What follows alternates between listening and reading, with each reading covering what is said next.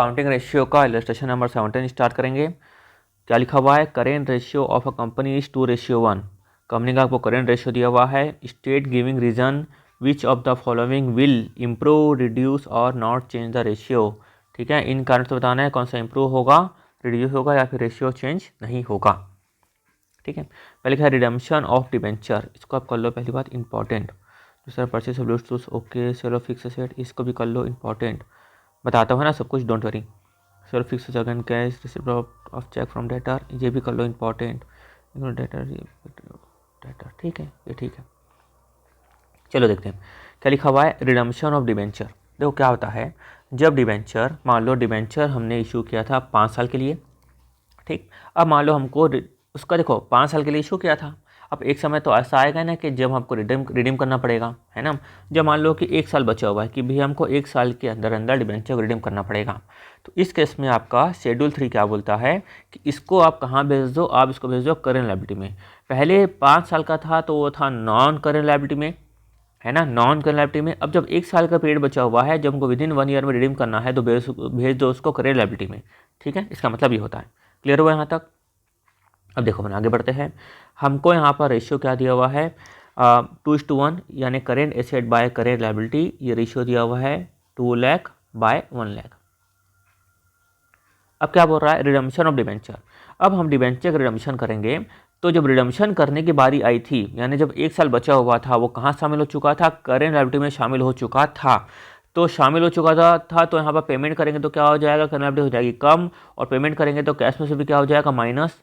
ठीक है, क्योंकि कैश कहाँ शामिल होता है? करेंट एसेट में शामिल होता है, ये शामिल हो गया होगा करेंट लायबिलिटी में। तो कितना आ गया यहाँ पर? 1,50,000 बाय 50,000। रेशियो क्या हो गया दोस्तों यहाँ पर? 2:3:1, मतलब रेशियो क्या हो गया? इम्प्रूव। यहाँ पर देखते हैं पर रेशियो क्या हो गया? इम्प्रूव। तो redemption of debenture will improve the current ratio as both current asset यानी cash and bank and current liability other current liability decrease by same amount. यानी सिंपल से बात यहाँ पे लिखी हुई है कि करेंट एसेट और करेंट लायबिलिटी डिक्रीज हुई सेम अमाउंट से। According to schedule 3 of the companies act 2023, a liability that is due for payment within 12 month from the date of, from, देखो अपन लॉ की लैंग्वेज में क्या लिखते हैं? मंथ में, है ना। तो within 12 month from the date of balance sheet, balance sheet की डेट से, जो बैलेंस शीट की डेट है वहाँ से अगर विद इन 12 मंथ के अंदर ड्यू हो गया है, और within a period of operating cycle is shown as current liability. फिलहाल अपना ध्यान रखो 12 month from the date of balance sheet, तो उसको हम लोग कहाँ दिखाएंगे? करंट लायबिलिटी में दिखाएंगे। तो इसीलिए जब हम इसका विद इन 12 मंथ बचा होगा रिडम्पशन होने का, तो हमने उसको शामिल कर दिया होगा करंट लायबिलिटी में। इसलिए क्या करेंगे? करंट लायबिलिटी से कर देंगे माइनस, और पैसा पेमेंट किया तो यहाँ से कर देंगे माइनस। प्रॉब्लम क्या होती है? हम देखते हैं रिडम्पशन ऑफ डिबेंचर, हमको दिमाग में अगर कॉन्सेप्ट क्लियर ना हो, हमको क्या लगता है कि ये नॉन करंट लायबिलिटी है, तो हम लोग उसको यहाँ से माइनस करना भूल जाते हैं। इसलिए कॉन्सेप्ट को सीखना बहुत ही जरूरी था, इसलिए मैं किया स्टार मार्क। ठीक है, अब सीखते हैं हम लोग आगे की बात। चलो, purchase of loose tools against cash, cash के अगेंस्ट में हमने लूज टूल्स को परचेस किया। अब बताओ हमने क्या सीखा था? क्या लूज टूल्स करेंट एसेट में शामिल होता है? नहीं। तो यहाँ पर खाली मेरा पैसा गया, कितना पैसा गया? 50,000 गया। अगर शामिल होता तो मैं करता प्लस 50,000, शामिल होता है नहीं तो कुछ नहीं करूँगा। क्या हो गया? 2.5 lakh divided by 1 lakh. Ratio कितना हो गया? 2.5:1, मतलब रेशियो हो गया इम्प्रूव। पढ़ लेते हैं। Purchase of loose tools against cash cheque will reduce current ratio. हाँ, रिड्यूस करेंट रेशियो ना, एक्चुअली मैंने यहाँ पे क्या कर दिया? मैंने प्लस कर दिया। ओहो, प्लस कर दिया ना। ये क्या हो जाएगा? 1.5 लाख बाय 1 लाख, माइनस करने की जगह प्लस कर दिया। 1.5:1। ठीक है, तो यहाँ पर reduce the current ratio as current asset bank reduces while loose tools are not included in current asset. ठीक है, हमने यहाँ पर लूज टूल्स में को यहाँ पर शामिल नहीं किया। ठीक है, डायरेक्ट क्या करेंगे? माइनस कर देंगे 50,000 को, और यहाँ पे कुछ प्लस वगैरह कुछ नहीं करेंगे, तो आगे 150 बाय 1 लाख। सिंपल था question. Sale of fix asset against cash, हमने फिक्स एसेट को क्या किया? सेल किया है। तो फिक्स एसेट को हमने सेल किया, तो इस केस में हम लोग क्या करेंगे दोस्तों? पैसा आया, पैसा तो क्या कर देंगे हम लोग? प्लस कर देंगे। ठीक है, तो कितने का सेल किया? मान लो 50,000 का सेल किया, तो 2 लाख प्लस 50,000। ठीक, तो कितना आ जाएगा? 2,50,000 बाय 1 लाख। रेशियो क्या हो गया? 2.5:1। यहाँ पे क्या हो गया? पॉइंट नंबर 3 में इम्प्रूव। इम्प्रूव हो जाएगा। तो sale of fix asset against cash will improve the current ratio since current asset increases. क्यों? क्योंकि हमको कैश मिला, while current liability remain unchanged. तो current asset increases, current liability unchanged. Simple था क्वेश्चन ये भी।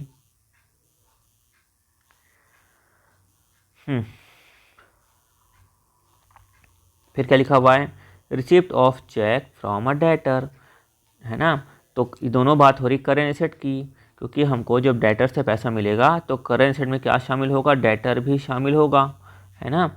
तो हमको रिसिप्ट मिलेगा चेक, तो पहले करेंगे डेटर मान लो शामिल है 50,000 का, तो माइनस कर दिया डेटर का 50,000, ठीक है। और रिसिप्ट होगा तो प्लस कर देंगे चेक का 50,000। सिंपल, एकदम सिंपल है कि नहीं। तो वापस हम बता देता हूँ कि हम लोगों को अगर डेटर से पैसा मिलेगा तो डेटर हमारे कम हो जाएंगे, है ना। तो कर देंगे माइनस, और डेटर के बदले में क्या मिलेगा? चेक मिलेगा या कैश मिलेगा, उसको कर देंगे प्लस। तो वापस कितना हो गया? 2 लाख बा 1 लाख, कितना आ गया? 2:1। ये आ गया point number 4। Long term loan repayable within 12 month, ये सेम टू से 1 और 5 सेम है। यहाँ पर भी क्या हो गया? Current asset by current liability. तो यहाँ पर केस में क्या हो रहा था? मान लो ये लिखा मैं 2 लाख, ये लिखा मैं 1 लाख, तो लिखा है long term loan repayable within 12 month.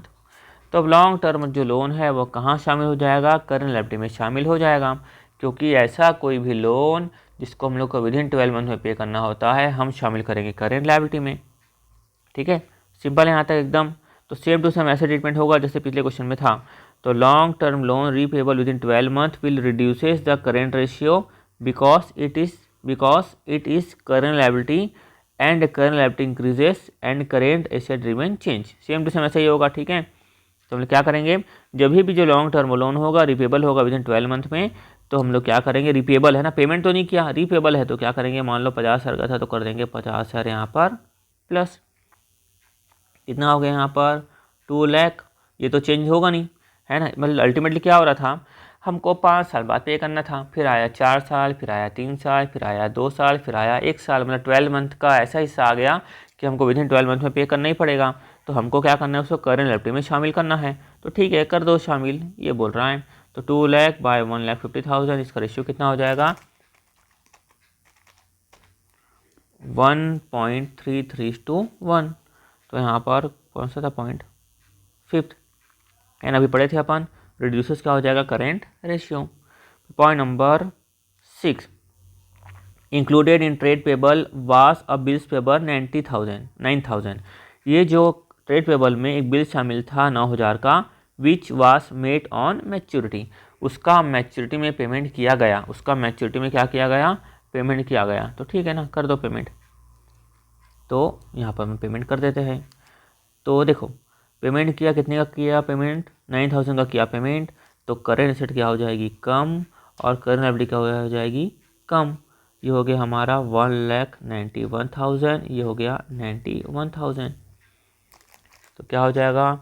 1,91,000 bye 91,000 कितना हो गया? 2.10:1। तो यहाँ पर क्या हो गया? इम्प्रूव।